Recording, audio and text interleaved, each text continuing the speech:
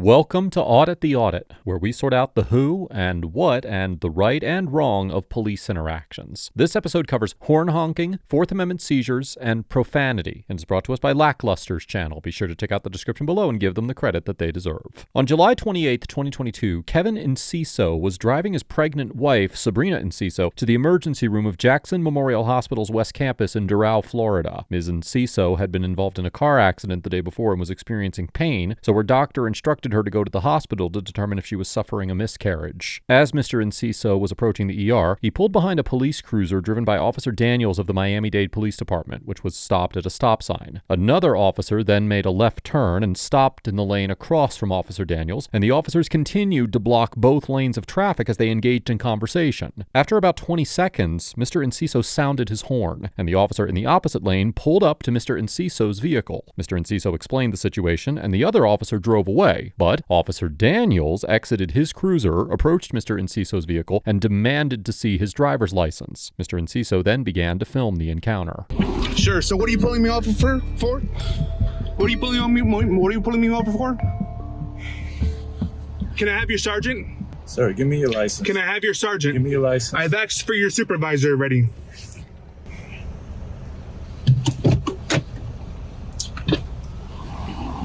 Let me have your license.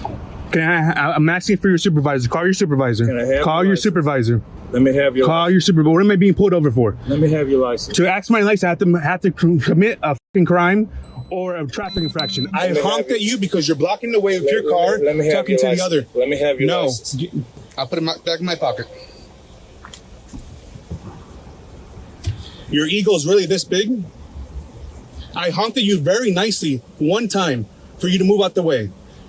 He wants to continue. I have an emergency. That's why I'm at the emergency room for my wife. Mr. Enciso explains to Officer Daniels that he honked his horn as a way of communicating a request that the officers move out of his way. Prior to 2012, Section 316.271 of the Florida statute stated that, quote, "The driver of a motor vehicle shall, when reasonably necessary to ensure safe operation, give audible warning with his or her horn, but shall not otherwise use such horn when upon a highway." However, in 2012, the Florida legislature passed HB 1223 to amend this statute to simply read, quote, "The driver of a motor vehicle shall, when reasonably necessary to ensure safe operation, give audible warning with his or her horn." According to the bill summary for HB 1223, the legislation, quote, "removes a prohibition of using horns on highways unless reasonably necessary for safe operation." As such, current Florida state law does not limit the situations in which an individual can use their horn to communicate with other drivers. However, under Section 21-28 of the Miami-Dade Code of Ordinances, which states that, quote, "It shall be unlawful for any person to make, continue, or cause to be made or continued any unreasonably loud, excessive, unnecessary, or unusual noise. The sounding of any horn on any automobile on any street or public place of the county, except as a danger warning, is considered to be unreasonably loud, excessive, unnecessary, or unusual noises that violate this ordinance." As the ordinance essentially bans drivers from sounding their horns except as necessary to signal potential danger, the 11th Circuit Court of Appeals, which has jurisdiction over Florida, held in the 2002 case of Lee versus Ferraro that an officer had probable cause to arrest a driver under this ordinance for honking her horn at the vehicle in front of her when it did not move forward after a traffic light turned green. Now, it should be noted that some courts have determined that noise prohibitions such as the Miami-Dade ordinance that drastically restrict when individuals can use their horns on their vehicles can violate the First Amendment. For instance, in the 2018 case of Porter versus Gore, the U.S. District Court for the Southern District of California noted that, quote, "There is substantial authority indicating that horn honking can arise to the level of expressive conduct," and that, now quoting again, "courts around the country have understood that honking can constitute expressive conduct," citing cases in Michigan, New Mexico, and Maryland, among others. However, in the 2006 case of Johnson versus State, the 6th Circuit Court of Appeals of Florida held that the prior version of Section 316.271 of the Florida statutes, which, as we discussed earlier, prohibited the use of a horn for purposes other than giving an audible warning to ensure safe operation, did not violate the First Amendment when applied to drivers who honked their horns in support of a group of protesters. In reaching this conclusion, the court determined that horn honking is not conduct that is protected under the First Amendment because, quote, "automobile horn honking is not inherently expressive." And, now quoting again, "there is really no way anyone could know that the act of honking an automobile horn is intended to convey a message. It is only the explanation of the person doing the honking that makes it clear." Now, while Mr. Enciso was not sounding his horn as a political statement and was clearly attempting to communicate his presence to the officers who were blocking his route to the emergency room, given the relevant Florida case law on this topic, it is certainly possible that a court could conclude his use of the horn violated the Miami-Dade noise ordinance, as he was not honking his horn as a quote-unquote danger warning. Okay, we're gonna if you need emergency help, that's one thing. I already told you that. Okay. That's the first thing I told you when I opened this window. No. You either let me go so you know my emergency, or you call your supervisor. Turn your car off. Turn your car off. I don't need to turn my car off. Turn your car off. Call your supervisor. Turn your car off. Turn your car off. Get out the car. Get out the car. Get out the car. Stand over there.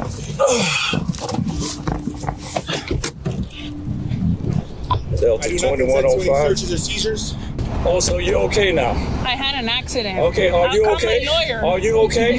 You want to Are you okay? No, I'm having Okay, a well, lot have of a seat. pain, Have a seat. Have a seat. I don't have to have a seat. Have a seat. Sir. You say you need fire rescue? I Have a don't seat. need fire rescue. I'm at Have the a seat. hospital. Have a seat. I'm Have a fine. seat. I'm not being Have a seat. aggressive. I'm fine. Can you start fire rescue this way? Young lady says she's been involved in an accident. Let me have your license, sir.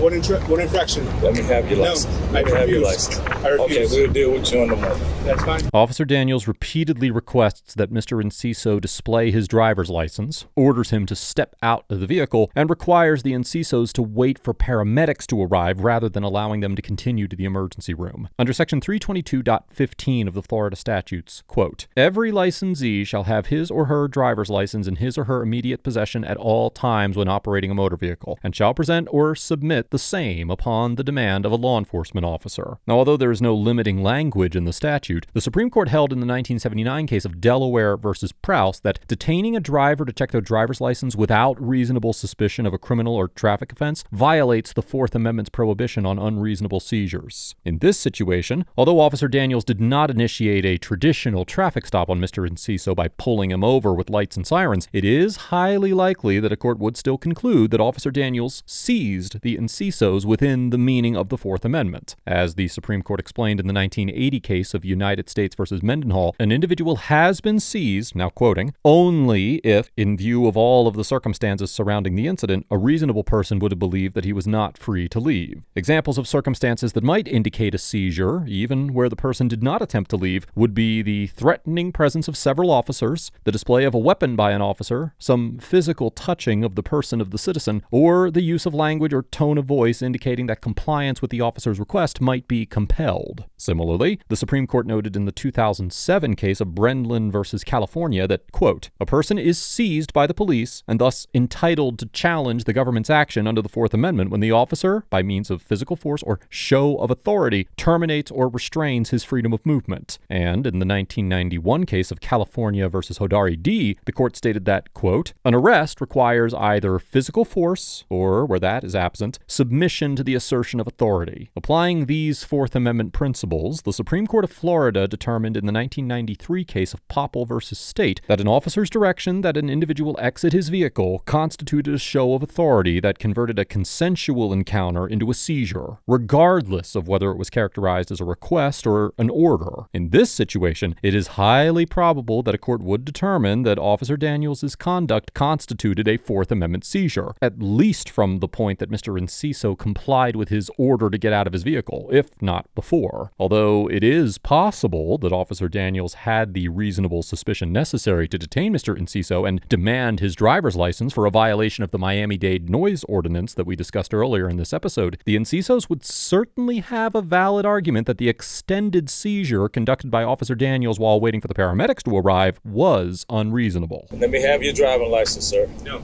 I asked you several times, let me have your You can driving ask all license. you want. That's not a All command. right. What is she? Was in a car accident. What's the, what, She just okay. want to be seen by her her Okay. doctor Okay. at emergency room to make sure the baby is okay. Because I think I'm getting ready to miscarry. When was she involved in the accident? When? Late afternoon, yesterday. Yesterday? You were involved in the accident yesterday? Absolutely. I'm coming to ER today because Okay. my doctor stated that that's what I needed to do to make sure I don't lose this child as well. Okay. You didn't go to the I hospital chose yesterday? not to go yesterday. Okay, On after the you said you had- advice of my attorney, I didn't have to go yesterday, but I came today. Yesterday, after you said you was involved in a very bad accident I yesterday. never said I was in a bad accident. I said I was in a car accident. Yes, we can have. Okay, let me see the police report. Did you say? Can't wait. Okay. All right. We're gonna have fire rescue come and treat you right now, sir. Don't threaten me. Don't threaten me. Okay, do not threaten me. Do not threaten me. Nobody's blocking. You move out the way when I have an emergency. That's it. That's why we're calling fire rescue, sir. Yeah, even though right there is emergency room, right? You still won't show me your driving license, sir? If you tell me a law broke. All right, we'll get you a supervisor. We will get you a supervisor, sir. I need one as soon as possible. Obviously, I'm in an This is emergency mode right here. This is we're gonna deal with it. She's alerted. She's breathing. We care about everybody. We care about everybody. You're a doctor? You want to? Except for the people you kill. What? Why are you saying that? For what? You trying to antagonize me? There's no need to antagonize me. There's no need. You want me to help you? We're gonna help you. You're stopping her. We got fire rescue coming. I'm checking. I'm looking at her. You just having an upset, bad day today that you want to take it out on us. Don't do that. This is when a good cop stops the other bad cop. You should just stop talking, sir. I can talk as much as I want, freedom of speech, but I guess you tyrants won't understand that, right? Hey, how you doing, LT? Great. All right. This young lady here, she says that they were involved in an accident yesterday. So you can check her vitals for me. This is her name. This is her ID right here. She's right there. Sir, step on the sidewalk over there. Stay on the sidewalk. That's not a sidewalk. Stay on the curb. Stay on the curb, sir. Stay on the curb. Stay on the curb. Your chance stay on the curb. You should just listen to what he's saying and stay right there. What's the reason? Because we're treating your wife right now. Once they treat her, you can go right there. Okay, they cleared your wife, okay? Your wife is cleared, okay? Check my blood pressure, but I know it's like, I don't understand. Check. Get your phone out. Your wife is cleared. She's okay, all right? So there's no need to blow your horn at us and start going off on me and my parts. You don't do that. That's not the way you do things. Is that why you pulled me over? You told us that she was having an emergency. Is that why you pulled me over? Because I blew my horn because you were in the way and I was going to the emergency room? Okay, you've been cleared by fire rescue. If you would like to still go in there, you can. Go over there. I'll be working this right here. This is my off-duty job right here. I'm here. I'm here till 10 o'clock tonight. I'll wait over there. You're going to wait over there now? Correct. Okay. And what is your name? Kevin Enciso. Let me see your driving license so I can let them know who's coming. Let me see your driving license, sir. I'll give it to him when he gets here. Tell me your name again. Kevin Enciso. All right, Kevin Enciso. Go ahead. Go ahead. All right, we get him. In summarizing his encounter with the Encisos, Officer Daniels claims that Mr. Enciso directed profanity at him and the other officer. Although Mr. Enciso did not use profanity in the footage of the interaction that was captured on Mr. Enciso's cell phone and body camera, even assuming that for the sake of argument that Mr. Enciso did use profanity, as Officer Daniels described before the recording commenced, it is highly unlikely that a court would determine that his speech rose to the level of criminal conduct or even justify an investigatory detention. Florida's disorderly conduct statute, which is codified in section 877.03 of the Florida statute, states that, quote, whoever commits such acts as are of a nature to corrupt the public morals or outrage the sense of public decency or affect the peace and quiet of persons who may witness them or engages in brawling or fighting or engages in such conduct as to constitute a breach of the peace or disorderly conduct shall be guilty of a misdemeanor of the second degree. However, in the 1976 case of State versus Saunders, the Supreme Court of Florida limited the application of this statute to speech that falls into the category of so-called fighting words, which are, now quoting, words which by their very utterance inflict injury or tend to incite an immediate breach of the peace, or to, now quoting again, words known to be false reporting some physical hazard in circumstances where such a report creates a clear and present danger of bodily harm to others, such as shouting fire in a crowded theater. Likewise, although Section 21-31.1 of the Miami-Dade Code of Ordinances states that, quote, any person commits the offense of disorderly conduct when he knowingly uses profane, vulgar, or indecent language in any public place or upon the private premises of another, or so near thereto as to be heard by another, the Supreme Court held in the 1971 case of Cohen versus California that the First Amendment prohibits government actors from making the simple use of profanity a criminal offense. Therefore, the application of either of these disorderly conduct laws to Mr. Enciso's alleged use of profanity, as Officer Daniels described it, would almost certainly violate the First Amendment. Although Officer Daniels was clearly offended by Mr. Enciso's speech, as the Supreme Court explained in the Cohen case, the mere use of profanity does not rise to the level of fighting words, which it defined as, quote, those personally abusive epithets which, when addressed to the ordinary citizen, are, as a matter of common knowledge, inherently likely to provoke violent reaction. The court also noted that fighting words must be a, quote, direct personal insult that is, quote, directed to the person of the hearer. As such, it is highly likely that a court would conclude that Mr. Enciso's purported use of profanity did not violate the law or give Officer Daniels a legitimate reason to detain the Encisos. Pull over, find out what's the deal. He said that his wife is having some emergency. That's why I stopped him right here, contact fire rescue. And of course, she's walking in right now. She was clear, and now she's walking in. He just wanted to be, he wanted to call something No, here. the reason why I came because the CEO of the building Yeah. called me because they were kind of concerned. You know, they saw 2 police cars and then, you know, they Yeah. just want to know everything was okay. Yeah. No problem. I'm gonna go over here and then sit out here and see what this guy's deal is going to be. After Officer Daniels allowed the Encisos to continue to the emergency room, they were at the hospital for several hours. Fortunately, Ms. Enciso was not miscarrying, and she actually learned that she was carrying twins. Lackluster reported that the twins were born in early 2023 and remain in good health. The Encisos filed a complaint with the Miami-Dade Police Department, and according to news articles published shortly after the interaction, they are represented by an attorney. However, it is unclear if they intend to pursue legal action against Officer Daniels or the department. The Miami-Dade Police Department indicated in August of 2022 that it would be launching an internal affairs investigation regarding the encounter, but as of the date of writing this episode, the department has not shared any information regarding the progress or results of this investigation. Overall, Officer Daniels gets an